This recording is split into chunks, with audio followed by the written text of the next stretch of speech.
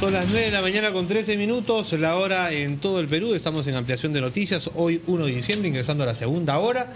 Y a propósito de lo que está pasando en Cajamarca con este proyecto minero Conga que se ha visto suspendido, decisión que ha tomado la empresa a pedido del gobierno. Esta es una muestra de buena voluntad según el Ejecutivo y según quienes apoyan las conversaciones. Lo han entendido como una muestra de debilidad aparentemente desde otro sector, sobre todo los más extremistas en Cajamarca, que están reclamando o planteando llevar esas movilizaciones por el agua, dicen, y contra la minería que atenta contra el agua a otras regiones del norte y centro de nuestro país, también hacia el sur. Vamos a ver cómo es que podemos darle la vuelta a esta situación y convertirla en una conversación efectiva y positiva. Están con nosotros esta mañana para conversar sobre este tema expertos en negociación y resolución de conflictos. Está con nosotros en primer término el señor Antonio Bernales Alvarado, director ejecutivo de Futuro Sostenible y consultor en sostenibilidad ambiental y el uso de recursos renovables, planeamiento estratégico y operativo. Buenos días, bienvenido. ¿Cómo está? Buenos días, gracias por la invitación. Y lo acompañan también Francisco Ingubil, consultor argentino también en esta materia. Buenos días, bienvenido. Gracias. Y Ari Sabaj, guatemalteco, socio de la consultora Ingubil, y presentes también aquí en nuestro país para darnos algunas ideas de lo que podemos hacer para salir de este embrollo en el que nos encontramos desde hace algún tiempo, y ahora, pese al cambio de gobierno que anunciaba otro tipo de manejo frente a estos temas y que contaba con el apoyo como movimientos de base de estos sectores que ahora precisamente se le oponen, es que nos encontramos así entrampados. Es buena voluntad, es una muestra de buena voluntad, de buena fe, el pedirle a la empresa minera que suspenda sus actividades, paralice el proyecto para iniciar una conversación, o es una muestra de debilidad, como se ha dicho. A ver, bueno, yo creo que sin duda es una muestra de buena voluntad. Y es lo que en este momento este conflicto necesita. Es que más voluntades muestren efectivamente que están dispuestos a ceder y a buscar juntos salir de posiciones encontradas, como por ejemplo decir que la mina definitivamente se retire o que se cancele el contrato que tiene, o decir que la mina vaya de todas maneras por una búsqueda legítima de intereses y de necesidades. El agua es una necesidad muy sentida por mucha población rural especialmente, pero no solamente ellos, y dar lugar que una conversación basada en intereses y necesidades permita efectivamente un diálogo con una agenda constructiva y legítima. Ese es el tema donde deberíamos enfocar como nación y entre todos los actores nuestros esfuerzos y nuestras mejores voluntades. Y señor Francisco Ingubil, bueno, diálogo, decimos, siempre es la solución, ¿verdad? Todo el mundo dice hay que dialogar, es bueno que acerquemos posiciones, pero la realidad es que en este caso no hay nada de eso. No hay nada de eso. Lo que se está pidiendo, a pesar de lo que ha anunciado el gobierno, de la suspensión de los trabajos, se pide ahora, no, saquen las máquinas porque no les creo. ¿Qué paso es el que se tiene que dar? Digamos, si usted lo llama a los señores de la mina o el propio presidente Humala, ¿qué le dice? Buenísima pregunta, esa es la pregunta del millón, ¿no es cierto? Yo coincido plenamente con Antonio Bernal. 4.800 millones. No de 1 millón, sino de 4.800. Y más también, sin duda. Yo coincido con el planteo de Antonio y yo creo que a lo mejor conviene profundizar un poquito qué quiere decir Antonio cuando dice pasar de las posiciones a los intereses. Las posiciones no dan lugar a una solución porque es la mina sí, la mina no, el agua sí, el agua no, y no se puede tener las dos cosas al mismo tiempo. No se puede, el presidente dijo, sí se puede tener el oro y el agua, ha dicho. Claro, pero no se puede tener la mina no y la mina sí. El agua no y el agua sí. Se puede tener quizá, habrá que investigarlo, Punto medio. el agua sí y la mina sí, eso es lo que hay que investigar. O alguna otra manera de satisfacer los intereses. La diferencia entre posiciones e intereses a la que se refiere Antonio es que acá sabemos que acá no se puede encontrar solución. Entonces salimos de este problema porque no tiene solución a decir, bueno, ¿para qué quieren que la mina no? ¿Para qué quieren que la mina sí? Entonces, pasando a esos intereses, hay otras maneras de explorar y otras maneras de encontrar soluciones. Pero el primer paso es del diálogo, ¿no? Es decir, cómo se logra empezar a hablar, generar una mínima confianza. Y bueno, coincido con Antonio que el gesto de suspender, cuando la gente está tan enojada, mostrar que no voy a seguir adelante si ustedes están tan enojados, a mí me parece que es un gesto de mínima, y esperemos ahora ver qué gesto puede hacer el otro sector, el sector que puede demostrar para que pero uno se arriesga de pronto cuando hace ese tipo de gestos que el otro lado pues le diga, oiga, o piense, bueno, ya se dio en algo, voy por más. Sin duda. Y entonces frente a eso, ¿qué hacemos? No sé si también quizás Arizaba. Muchas gracias. Quizás muchas veces uno piensa en la negociación, en el diálogo, y piensa directamente en la conversación cara a cara que se tiene en la mesa de negociación, ¿verdad? Pero muchas veces tenemos que un conflicto o su resolución o el diálogo comienza mucho antes de sentarse en la mesa, ¿verdad? Hay una cuestión de actitud y de los supuestos que nosotros tenemos cuando estamos negociando. Entonces, por ejemplo, esta pregunta de si somos, si el hecho de dialogar presenta una debilidad o un acto de buena fe, depende de nuestros supuestos, porque si nosotros pensamos que lo que conviene para este conflicto es competir y ganarle al otro, vamos a interpretar esa pregunta de una manera. Ahora, si entendemos que lo que nos conviene a ambas partes es colaborar, lo vamos a interpretar de otra manera completamente, ¿verdad? Ajá. Ahora, tenemos dos situaciones que tomar en cuenta en el caso peruano en nuestra realidad. El Perú es un país minero, eminentemente minero. Se ha dicho que tenemos que avanzar un poco más allá e industrializar nuestros recursos para no exportar solamente materia prima. Pero de momento somos un país minero y también atravesamos una situación que es mundial. El calentamiento global también está dando paso a la crisis del agua. Entonces se trata de compatibilizar estas dos situaciones.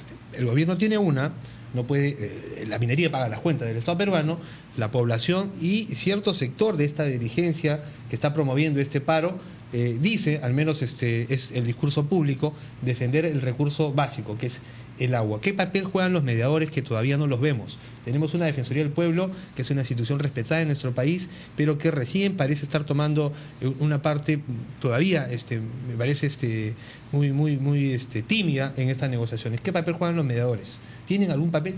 Creo que ¿algún espacio? Una pregunta importante, ¿verdad? Y muchas veces tiene dos dimensiones el manejo del conflicto, una negociación. Una es la conversación sobre el contenido y otra es la conversación sobre el proceso y la legitimidad que tiene el proceso, ¿verdad? Ajá.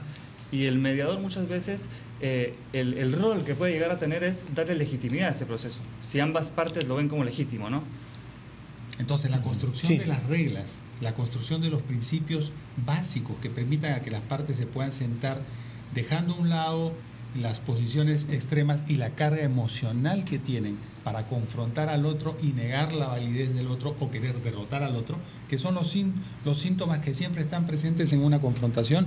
Se necesita entonces decir, bueno, ya sabemos que estamos enfrentados, ya sabemos que tenemos visiones distintas. Ok, ¿nos ayuda a seguir peleándonos o tenemos que buscar algún espacio donde quizá encontremos algunos puntos en los cuales estamos de acuerdo? Y eso lo tiene que decir un mediador, me imagino. No lo tiene que decir, lo tiene que proponer para que las partes vayan construyendo su propio proceso. El mediador no tiene la capacidad, como el padre a los hijos, de sentarlos en la mesa y decirles compórtate bien. Pónganse de acuerdo. La ética y los principios son básicos, pero estos tienen que surgir de la necesidad de las partes para defender mejor sus intereses y explorar el bien común. No nos olvidemos que en estos conflictos estamos hablando no solamente de intereses privados, que pueden ser chiquitos y grandes, el agua para los comuneros, que tienen un medio de vida que la tierra sin agua no les sirve, aunque el agua supuestamente no sea de la calidad que ellos necesitan, la percepción, la historia, la vida de familias que tienen como único patrimonio su tierra, obviamente se siente amenazada. Pero igual, podemos decir, ok, son pequeños intereses colectivos y al mismo tiempo privados. Pero el bien social está por encima de eso y los incluye. El tema de la minería igual. Si somos un país con recursos naturales importantes y no solamente en la minería, pues tenemos que hacer que esto se convierta en una visión compartida y manejar el bien público por encima de los intereses privados. Francisco Ingubil quería agregar algo sobre este tema. Sin duda, la palabra ética que quedó resonando en el ambiente, con el debido respeto de un extranjero que está hablando de un caso peruano, a mí me parece que es muy común en todo el mundo y es humano que cuando hay sentimientos fuertes, cuando hay intereses contrapuestos, la ética se posterga un poco, ¿no? En el caso extremo es la guerra. Entonces, ¿qué es lo que hace que saltemos ese cerco de la ética? la justificación de que el otro es malo. Porque miren lo que me hizo, entonces acá frustración, impotencia, hago medidas de hecho, corto caminos, ataco gente, hay heridos, etcétera. Entonces, lo que puede aportar el mediador, que es lo que está diciendo Antonio, es una esperanza de que el diálogo puede solucionar más que la medida de hecho. Y esto está demostradísimo. Cuando se sientan a la mesa las partes involucradas, la solución es siempre mucho mejor que lo que se puede lograr por la fuerza. Y eso, pero cuando tenemos, digamos, de una parte una posición sólida, de ambas partes en realidad, porque lo que tenemos en el caso específico de este proyecto minero aurífero en el norte, en la zona de Cajamarca, es que dentro del Ejecutivo peruano, dentro del gobierno peruano, aparentemente existen dos posiciones, una que la expresa el Ministerio del Ambiente y otra el Ministerio de Energía y Minas. Uno, al verse, digamos, postergado en la decisión firme y final sobre qué se va a hacer en este caso, pues ha filtrado un documento que le ha dado más bien poder a la otra parte. Y en la otra parte también vemos que hay, digamos, moderados, si es que se les puede llamar así, y extremistas. Es decir, que de pronto no van a estar de acuerdo en sentarse con una mesa, sino van a exigir primero la concesión de todo antes de... Ahí está donde se les pide que tengan la cintura política, porque ya avanzaron en la confrontación y ahora tienen que aprovechar este momento para el diálogo. Es decir, ya es necesario el diálogo a vista de todos. Ahora hay que ver si ellos pueden retrotraer esa energía que pusieron para la confrontación y llevarla a la sinergia, a la colaboración, que indudablemente está demostrado en todo ejercicio, en toda investigación, que da más resultados. Vamos a hacer una pausa, vamos a seguir conversando sobre este tema.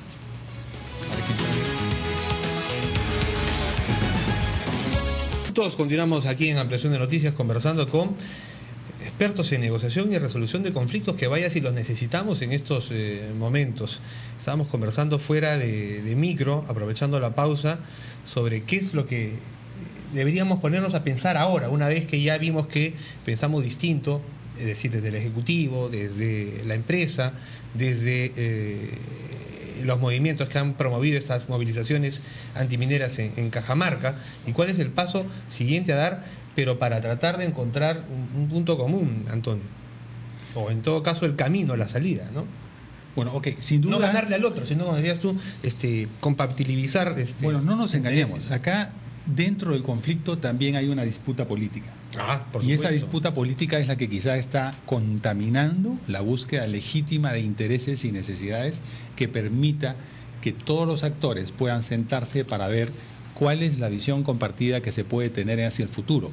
Y entonces hay que trabajar diferentes conflictos que tienen su propia dinámica y naturaleza dentro de un problema mayor que ha llegado a ser de tal dimensión que la vida de personas, y la seguridad de muchas personas y la tranquilidad de muchas otras más está en riesgo.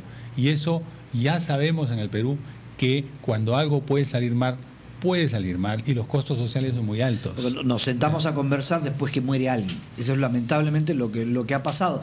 Nadie lo quiere, pero es un poco la lectura de los últimos acontecimientos. Ahora, bien menciona efectivamente, y quería planteárselo a Francisco Ingubil, hay intereses particulares. Por ejemplo, hemos visto a Marco Arana, que ha reaparecido, que ex candidato, que no ha estado, digamos, visiblemente en Cajamarca apoyando todo esto, y que ha reaparecido en el momento de la gente está reunida para celebrar un poco este paso atrás que se ha dado. Y por el otro lado tenemos, y esto creo que es importante tenerlo en cuenta, un gobierno que tiene obligaciones, ¿verdad? No es que sea un X que está peleando por un asunto, digamos, que le interesa solo a él. El gobierno tiene una responsabilidad, tiene una obligación, tiene que devolver el orden público, tiene que garantizar inversiones, tiene que además dar una señal para los otros conflictos. Entonces, ¿cómo, considerando esto, nos podemos un poquito más atrás para mirar el bosque completo? Mirando más atrás, yo diría que el bombero sale en la tapa del diario cuando rescata al niño del incendio, ¿no es cierto? Ahora, la función del bombero es mucho más valiosa y mucho más importante en la prevención de incendios. Si nosotros acá estamos con un hecho consumado, estamos viendo la puntita del iceberg, estamos viendo las consecuencias. Lo que requiere lo que esto nos tiene que despertar hoy a las personas que creen en la planificación, que creen que las cosas no se improvisan, es darse cuenta que toda la comunidad minera, toda la comunidad que vive alrededor todo el Perú, toda la Argentina, todos los países del mundo necesitan aprender algo que no se le da suficiente importancia, que es a negociar de una forma colaborativa, porque da mucho más resultado a todos que la competencia. Entonces, hoy es un hecho consumado y es lo que nos está interesando más, pero lo inteligente es prever el futuro. Las cosas de ahora ya están las cartas sobre la mesa en gran medida. Yo creo que lo que hablamos al principio está muy bien, hay que dar pasos hacia el diálogo en este momento porque es la única solución, pero van a ser difíciles y entonces hay que decir, bueno, ¿por qué es difícil? Y porque no se previó antes, porque no se construyó. A mí me gusta mucho la frase de Maquiavelo al revés, es decir, los medios justifican el fin. Si los medios de diálogo son adecuados, se llega a cosas buenas. Ahora, el fin justifica que yo tome medidas. De hecho, eso es mucho más dudoso, porque al fin rara vez se llega. Bueno, les agradecemos muchísimo su participación esta mañana aquí en Ampliación de Noticias y vamos a seguir nosotros tratando de precisamente encontrar consensos, encontrar puntos en común. Tengo entendido que ustedes han realizado precisamente una reunión de este tipo, un taller, manejo de reuniones y construcción de consensos. Es una tarea titánica a veces, sobre todo en nuestro país. No sé, un comentario sobre lo que ha sido este taller, Ari. Tuvimos la oportunidad de presentar brevemente en forma de taller un libro que se llama Mejor que la mayoría. El coautor del libro es Francisco Ingouville, junto con Lawrence Susskind, profesor de la Universidad de Harvard y de MIT. Y este libro básicamente lo que propone es un método, ¿verdad? Nosotros le ponemos mucho énfasis a la importancia del método como un proceso legítimo para las partes, ¿verdad? Este método incluye algunos pasos importantes que van desde antes de sentarnos a la mesa de negociación y empiezan, por ejemplo, con quiénes son las personas que deben estar sentados en esa mesa, quiénes son las personas que deben estar involucrados en el proceso a pesar de que no estén sentados en la mesa de negociación, ¿verdad? Porque muchas veces estamos muy contentos cuando llegamos a un acuerdo y los problemas surgen en la implementación y puede ser por un simple... por obviar simplemente a invitar a una persona a estar involucrada en el proceso, ¿verdad? Que después se resiste. ¿Cómo es que a mí no me invitaron y cómo es que no me escucharon mis necesidades, ¿verdad? Este proceso se basa sobre todo en la metodología de Harvard, en donde se busca pasar de posiciones e intereses, se buscan acuerdos mejores que la alternativa, que lo que decías previamente, hasta que no hay un muerto, no comenzamos a dialogar, ¿verdad? Un análisis previo de las alternativas es importante y los criterios de legitimidad, ¿no? La gran pregunta que hacían ustedes, ¿se puede el agua y el oro al mismo tiempo? Yo creo que más que una propuesta es una pregunta interesante, que podrían contestar ambas partes si es que hay un proceso legítimo para contestarlo, ¿verdad? Bueno, muchas gracias. Muchas gracias a los tres por estar con nosotros. Muchas gracias. Gracias a ustedes. Momento de una pausa, Armando. Regresamos con más aquí en Ampliación de Noticias.